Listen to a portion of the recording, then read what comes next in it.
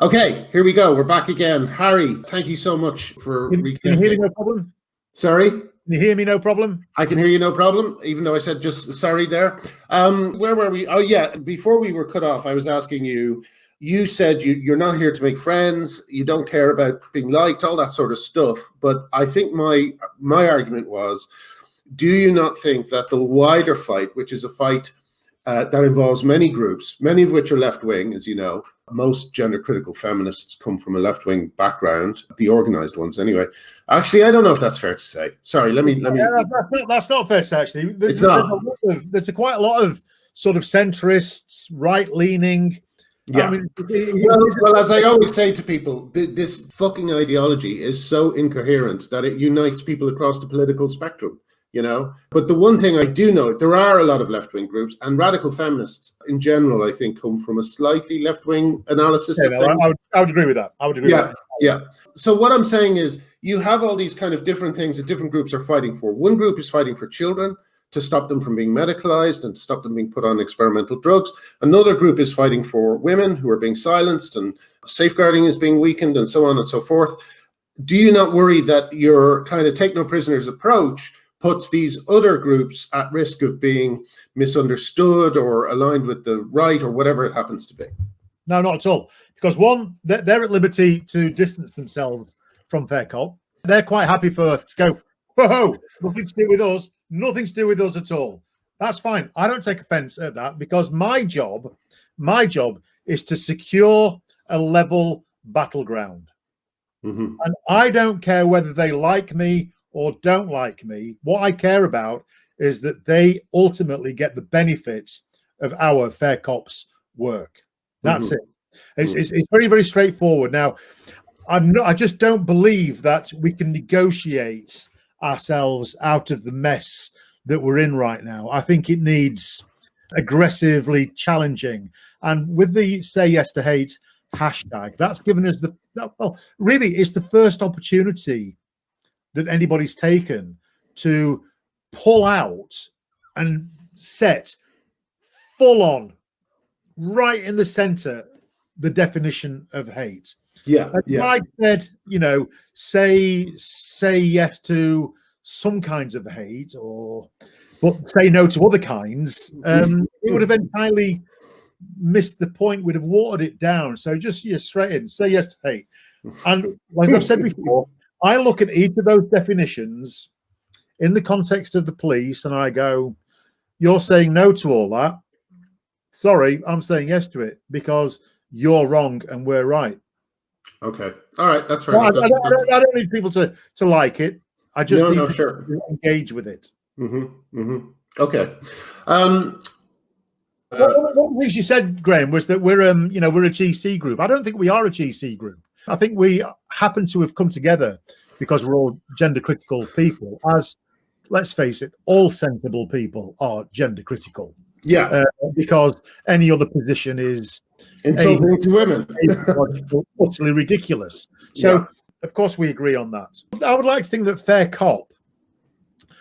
Let's just say that in the unlikely event that a police officer had tried to stop a trans woman from saying trans women are women, I would hope that Fair Cop would be as passionate in fighting for their right to say that as we are for our right to say trans women are not women. Yes. Because primarily we are about insisting that we have a police force which is not political and that serves without fear and without favor. And by without fear and without favor, I mean it's got to be true even when that works against us. It has to be. Yeah, no, I think that's right. Yeah. And that's what we're about. So I think we are very different from the GC groups. We certainly from the other groups, support the GC groups, but we are different enough for them to, in all good conscience, distance themselves from us if they want to, because they're more involved in negotiating shit, and we're full on boom. Okay, I'm quite happy for them to take the benefits of us winning. But they don't need to, they don't need to share in our more radical announcements, that's entirely up to them. It doesn't bother me either way, Graham. It doesn't bother me. Okay. All right. Now, the other flashpoint that happened recently was the Hearts of Oak podcast, which I was surprised they didn't make more hay with, actually. It seemed to not really catch on as a thing. So maybe I shouldn't bring it up. But bring it up. That was absolutely fine. I'm the slightest. Okay, so Hearts of Oak, I don't really know anything about it. The only thing I heard, and I have to be careful with these things because I know now how these things are misconstrued and lied about on the internet. But the only thing I've heard is that it has some. You did 3 or 4 podcasts with them, is that right? I think I've maybe done 2 or 3. I can't remember. I did one last summer when we published our Fair Cop report on policing. Mm-hmm. I think I did another one. I can't remember what about. And then I got the opportunity to review some news stories. So yeah. Okay. So on the back of that, I was booked to speak at a conference, which was called Jack Boot Britain, I think. And I was asked if I'd do a 12 to 15-minute slot on the state of British policing, and I said yes, of course I would. But there is some connection with Robinson with the podcast, is there, or is there not? No, I've absolutely no idea. I came across this group. I was invited to the House of Lords last March, April time for lunch. And we had a very convivial lunch. It was beautiful. And Civitas were at the lunch. And I've always thought of Civitas as being eminently sensible people. Mm-hmm. I don't know them. I don't know much about them, actually. Oh, no, they're fantastic. They're fantastic. They've just published a superb report on hate and policing, which includes Fair Cop, obviously, but Safe Schools Alliance, Posey Parker, I think Transgender Trend are in there. There's a whole bunch of us in there. You know, they're good, sound, honest people. But when you're having lunch at the House of Lords, you don't think primarily I'm having lunch with a bunch of hate groups because I'm in the House of Lords. They paid for lunch. We had a very nice meeting. I worked with Civitas on a few things, and then one of the guys invited me onto his podcast. So I said, yeah, of course. He paid for lunch. I'll go on his podcast. It was only sort of after I'd said yes that this is called Hearts of Oak. Again, didn't think any more about it. Probably could have guessed that it's more on the right to the left with a name like that, but you know, so what? Providing I was sticking to what I was talking about and not inadvertently endorsing stuff that I don't or wouldn't endorse, I felt quite at liberty to speak, and that's what I did. It was only when I started getting my WhatsApp lighting up like a radicalized Christmas tree with people warning me that I must not do the conference. That I found my inner coward and backed off. And so you feel a bit of regret that you backed off? Yeah, absolutely. I shouldn't have backed off. It was cowardly. Now, I did have one person, Alison Bailey, got hold of me actually. And I'd wrestled with my conscience because I'd sort of said, okay, I'll not do it. And I'd wrestled with my conscience all night thinking, you've fallen for this popularity thing. You've bowed to pressure. You're an idiot. But Alison Bailey got hold of me and said, Harry, don't do it. And don't do it for this reason. There are a lot of high court judges who will be watching what you're doing, and you need to try and keep yourself as squeaky clean as possible. And that was, I thought, right, that's a purely strategic, tactical reason not to do it. And Alison, I have a huge amount of respect for. She had her own fight going on as well. And that to me was a sensible reason to remain backed out. So I contacted the guys and said, look, until we've had the Court of Appeal, I can't come on your show. Not because I dislike you or anything like that. It's purely that I don't want to prejudice our case by presenting in the wrong way. But they do or they don't have a connection with Tommy Robinson? I understand that Tommy Robinson was booked to speak on the same conference. Oh, I see. Okay. So, right. So it's quite okay, I get it. Now, you wrote... I've absolutely no idea. I mean, I know some of these guys know Tommy Robinson. I've never met Tommy Robinson. I've never spoken to him. I know very, very little about the guy, quite honestly. But I've always had the view that the police need to operate without fear or favour. And I think Fair Cop, if we're going to lead by example, I think Fair Cop needs to operate without fear or favour. And if that means going on a right wing or a left wing or an extreme centre or what have you, providing it's not a prescribed group, then I am not going to make any form of political decision about whether I go on a platform, because that's what I would expect from our police force. And I think Fair Cop has got to lead the way on that. Yeah, and I read your piece that you did for Julian Vigo, and I do appreciate your reasoning in it. To me, it makes sense. You said at one point, we deplatform people on the right, but we don't deplatform anyone on the left. but the thing where it fell a little bit for me was your example was Gary Lineker. Yeah, I was just being naughty. There's 1,000 people I could have. He just annoys the hell out of me, Graham. That was just me being hateful, being slightly spiteful for no good reason. I thought he was a brilliant footballer. I think he's a terrible, terrible political commentator. That's my opinion. I think he abuses his position at the BBC, and I don't like it. But I like it. I think he's great. I think he's in my top 3 all-time England strikers. I think he's great. Yeah. I guess what I'm saying is, I used to not really believe that the extreme left was a thing until they started denying the existence of biological sex, trying to silence and breaking up meetings of lesbians and women's place and all this sort of stuff. Then I realized, there really are absolutely corrosively authoritarian fascists basically on the left, Whoa. Let's not use the language of the right to describe the left. Let's call them what they are, which is alt-left, socialist, radical lunatics. I just wonder, I just don't know how useful a term alt-left is, because they invented alt-right. Alt-right is one of these catch-all terms that just puts so many people in it. I do believe there is an alt-right, but I just don't. Yeah, so do I. I just don't think that it. But in terms of there being an alt-left, I don't know. I mean, I guess you could say. I don't even know what alt-right means, Graham. It's like under the old Soviet Union. Anybody that you didn't like was bourgeois. I mean, right. Your parent owned a grand piano. It makes you bourgeois. You read a book. That makes you bourgeois. It's one of those nonsense catch-all terms that is purely tagged on to the word right as a pejorative. That's all it is. So in that article, all I tried to do was redress the balance and say, okie dokie, then I'll not share a platform with Tommy Robinson, but please tell me who on the left is so extreme that you wouldn't share a platform with them. And I've been stunned by the absolute silence.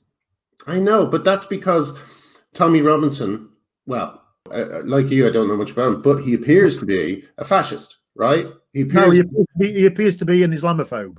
I'm not entirely sure that he appears to be a fascist. I've not seen any evidence whatsoever of fascism. I have seen evidence of Islamophobia. It's not the same thing. Right. But then when you hear, I don't know, English Defence League and stuff like that, that turns Islamophobia into a form of kind of nationalism that sounds... Yeah, so this would be the EDL that Tommy Robinson left in 2011, 2012, and who I called vile in my piece.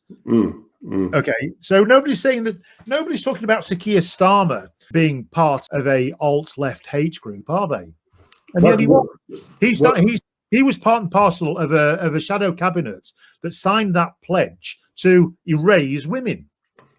So why everybody calls him Sakir, and everybody thinks that he's sensible, and he is sensible, but he's quite posh, and I think there's a lot of classism around this, Graham. If I'm honest, I don't know Tommy Robinson, but I know a lot of Tommy Robinsons. I know a shitload of them. They're the people that deliver my groceries. They're the people that change the wheel on my car.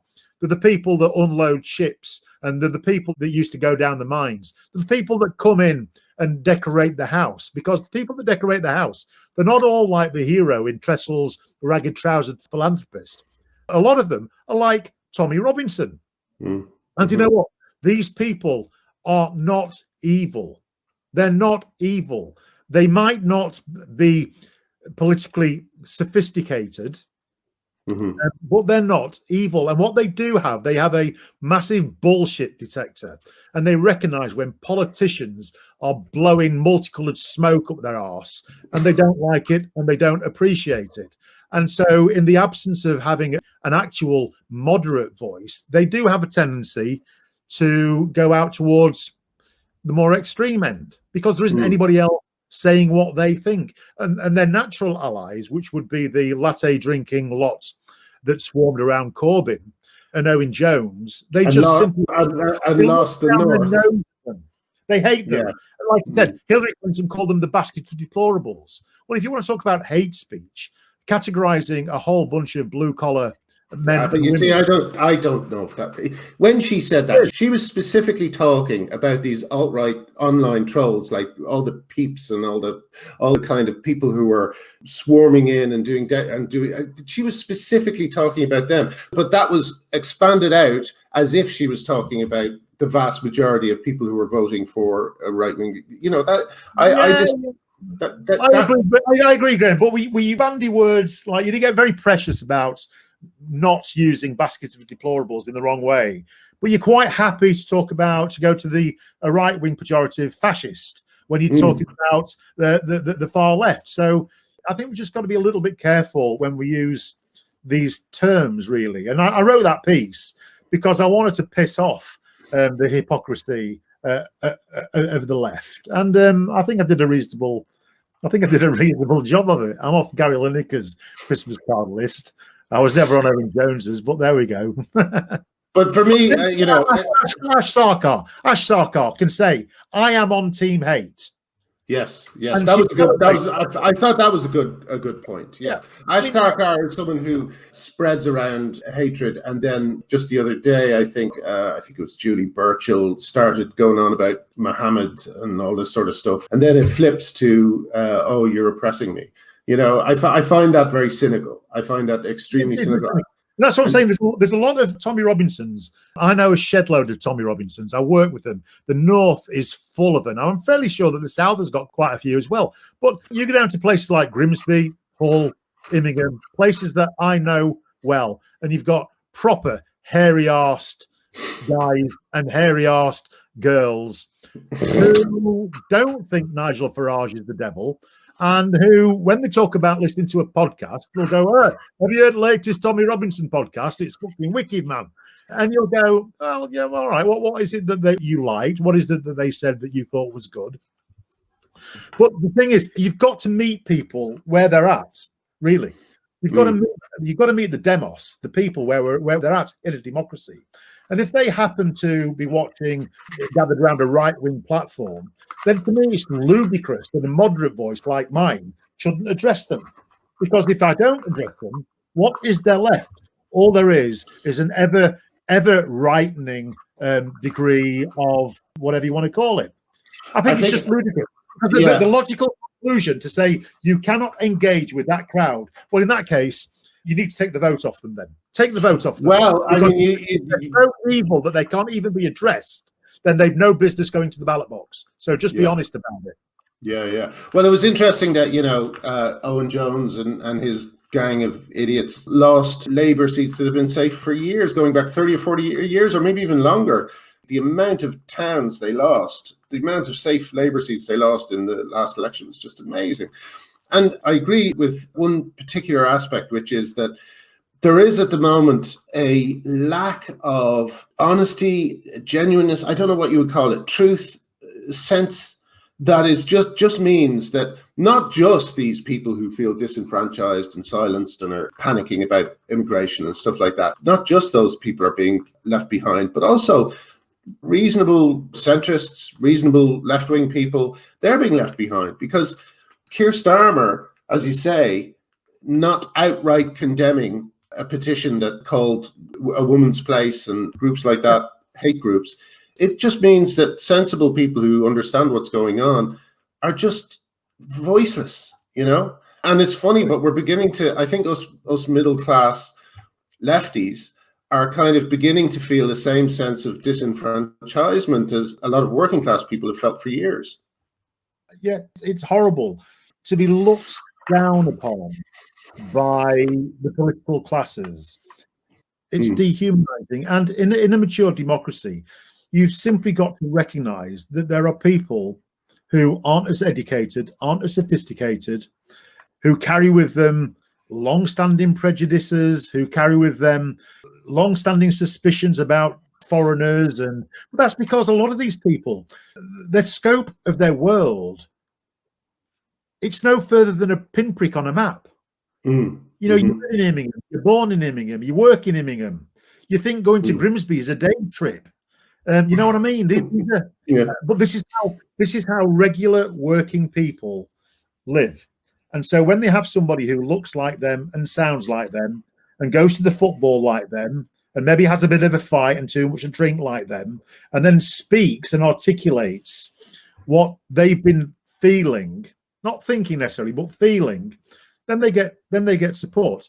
And for me, I think it's utterly ridiculous and patronizing to think that these people are so evil and stupid that they must be denied hearing my voice, for instance, or hearing your voice, because that's people more interested in how it reflects on them by association. And what they should be caring about is that moderate voices speak to these people and allow them to listen and join in the conversation. You know, screw your reputation. Screw your reputation. I don't give a flying toss about your reputation. You know, if you're not going to get down with where people are, I don't really care about you. I honestly don't care about you. I will always get down where people are. This is one of the reasons that I never went after PC Gull. Oh, that was the person who. Yeah, sorry. Give the background. The guy that came and checked my thinking. Okay.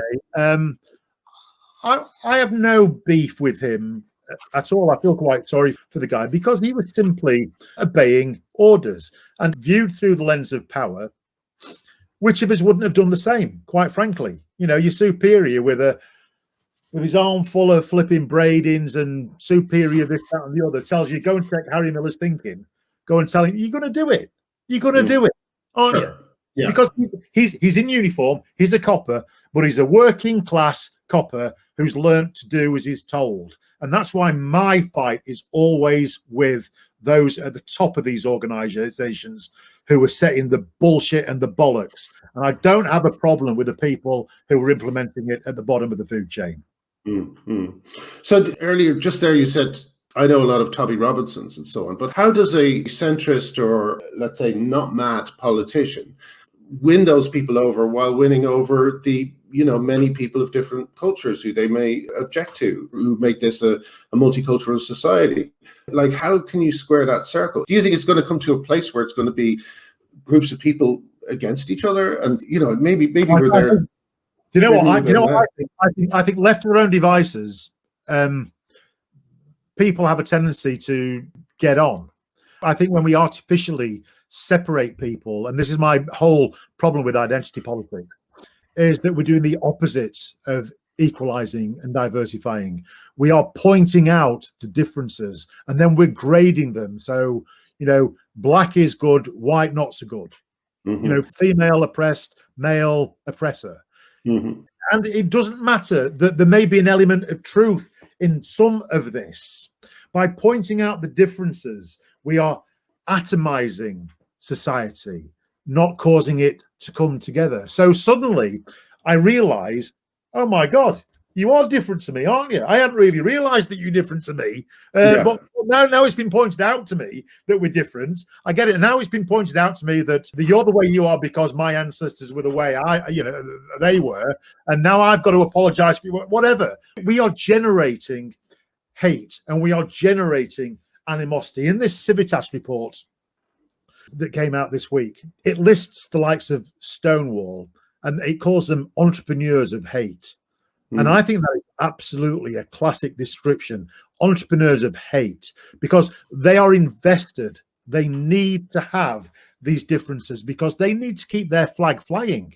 And without a war, you know, what's the point? If we all get on and we all accept each other, then, you know, how are you going to justify your 100,000 a year salary and having officers in King's Cross and having 90 odd staff and all the rest of it? They are invested in keeping. You know, I think you're absolutely right. I mean, on that specific matter, I think you are dead on. I mean, Stonewall more than anyone.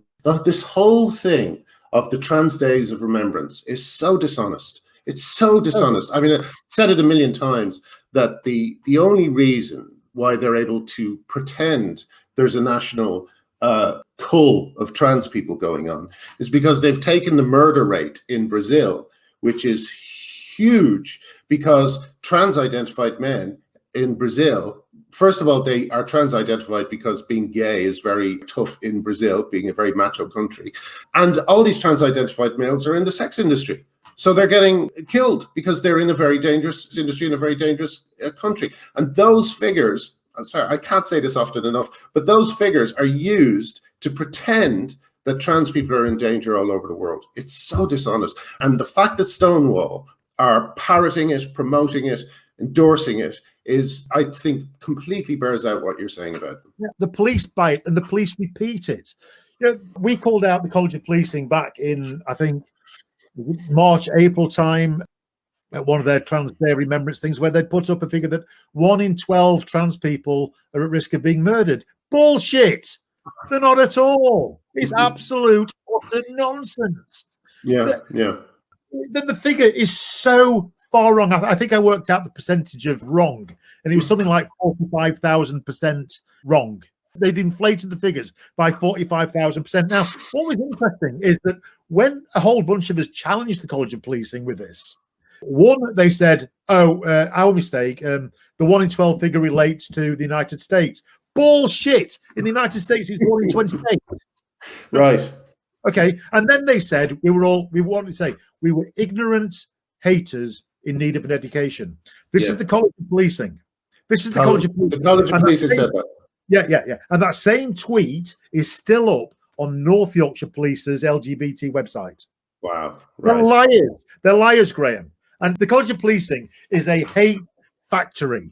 It needs hate, and it will take anything it can get. It will take an eye roll. It will take it will take a use of a wrong pronoun. It will take a degree of skepticism. It will take an honest question. It will take all these everyday emotions, and it goes in one end as something quite banal, and it pops out the other end as hate. They are ridiculous, and the College of Policing needs scrapping. It needs closing down. I mean, I know for a fact it's filled with failed inspectors and academics who can't hack it on the street. But fundamentally, it's wrong. It's a private limited company. It's a quango set up by the government, and they produce de facto law and guidance to the police, which the police are then feel that they're bound to carry out. And it's just absolute nonsense. So in my world, were I to stand for a PCC, for instance, in April, May. Sorry, what's PCC again? Police and Crimes Commissioner. It's the elections in May. Right. Are you going to stand for that?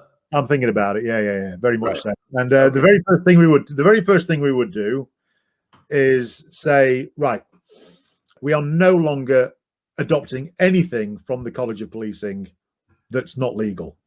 That's it. We're not approving it. We're going out because the police in the UK, they are of the community, and the PCC's job is to make sure that the chief constable represents the community, not Westminster, not Priti Patel, and certainly not some damn quango based down in God knows where that's producing bullshit on a weekly basis, the College of Policing. So you're not going to follow that. You're going to follow the law. That's it. Your single locus of control will be the law. And we will set strategic priorities, not based upon what the College of Policing tell us, but based on local intelligence. We will meet our community with our chief constable and our constables and our policing. That's what we will do. And fuck the government and fuck the College of Policing if they stand in our way. Because if you, chief constable, aren't prepared to do that, guess what? I'm going to exercise my power on behalf of the community and fire your sorry ass. And we'll get in somebody who will represent the community, because we do not have a state police. And Mr. Justice Knowles, I think, for all his faults, he got one thing very, very right. And he said this: we have never in this country had a Stasi, a Cheka, or a Gestapo. But he said that because he recognized that is the way that policing is going. And it's my intention to stop it. Do you think that, I mean, you mentioned the McPherson report earlier, which obviously was a hugely wounding moment for the police with the accusation of institutionalized racism. And obviously they've been smarting from that, and they've been overcorrecting to a large degree, which is why... They haven't been overcorrecting. They've not corrected at all. What the McPherson report did, it aimed a rocket squarely at them for their failures. And what they've done that classic thing where they've deflected all blame from themselves and turned it into everybody else's problem. So an eye roll, a hump, this, that, and the other. And they've so watered down what McPherson was talking about, because, come on, it's so much easier to police a tweet than it is to police and get to grips with the very obvious problems and tensions that there are in the kind of communities which created the Stephen Lawrence tragedy. It's so much easier to go after you and to go after me than it is to address that. So well, that's what I was going to say, actually. A total fudge, Graham. A total fudge. That's kind of what I was leading to, because I reported something to the police recently that was online based, and the two policemen I spoke to, the police woman who I spoke to, she was still kind of befuddled by Twitter. She didn't really know what it was, and she didn't really understand it, and she was immediately calling people over to help and so on. And I wondered if there's a couple of things going on. First of all, the police trying to be the local Bobby to the whole country by overhearing conversations and saying, "Oh, no, careful there," and all this sort of stuff. "Oh, better watch yourself," check your thinking and all that sort of stuff. It seems that they are reacting to the internet and to the connectivity that we all have in the wrong way. It feels like they're trying to, as you say, create a kind of thought crime thing where they don't really have to do any work. It's easy. It's a tick box exercise, and we know it's a tick box exercise because they brag about hate crime going up. Well, what kind of hate crime going up? The whole purpose of collecting these non-crime hate incidents was to cause hate crimes to go down, to basically act like precogs, where you get in there early and stop it happening. Well, that's one. It's not that's not happening at all. No, because we can't see the wood for the trees. No, of course not. Because what's happened is non-crime hate incidents have become an end in themselves. That's it. And there's not even an attempt to analyze non-crime hate incidents in relation to crime and actual criminal hate incidents. And we know this because Fair Cop did a series of freedom of information requests to all police forces in Britain, asking for their analysis of non-crime hate incident recording and the prevention of hate crime. And you know what? They came back and said, "We don't know what you're talking about." What's escalation?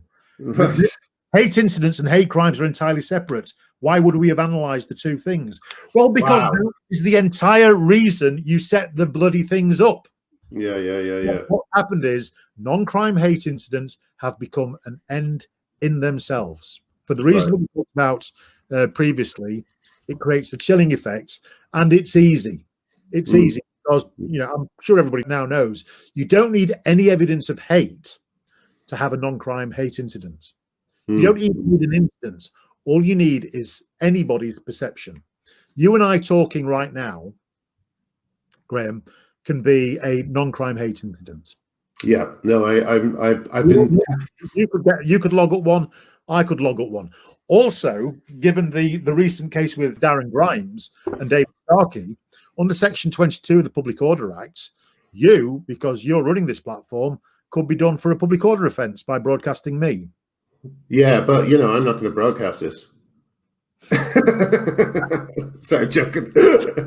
There's about 20 things you said that made this unbroadcastable. No, We're having just a blokey chat, aren't we? I'll get the beers in. Well, Harry, I mean, the thing is, we definitely come from, I would say, if not opposite, maybe equidistant opposite ends of the left-right spectrum, But when I was going through something, you jumped in your car. I had to call you to stop you from driving to me, So, I'll stand by behind everything you do, because I think that you are one of the best people I've met in this. A true friend, and someone who's got just an iron sense of what's right and what's wrong. So I would trust you in most things in this, you know. Graham, I'll be honest with you. Sometimes I'm going to be wrong. Sometimes, but one thing I don't do, I won't do anything out of malice, and I won't do anything knowing that it's wrong. Yeah, yeah. And I just think that, you know, I think that another thing that's going on is you are one of those people who does not like being told that you can't say things and doesn't like being told that you can't tell the truth, just as I don't like being told those things. And I also don't like being told that I can't be funny, that I can't make fun of silly people or people who are taking the piss or insulting women or insulting trans people or insulting gay people. You know, I will not be told that any of this stuff is wrong. And I really admire you, and I really admire what Fair Cop has done. And I just wish you every success in it. It's a really, really important fight. And as you say, we all make mistakes. Some of them are mistakes, some of them aren't. But I just think that if you win, we all win. So thank you for speaking to me, and best of luck in the future, Harry. It's always a pleasure, Graham. All right, let me stop this, and we'll say goodbye to everyone, and we'll see you for the next interview, I guess, everyone else. Thanks a lot. Thanks again, Harry, and goodbye.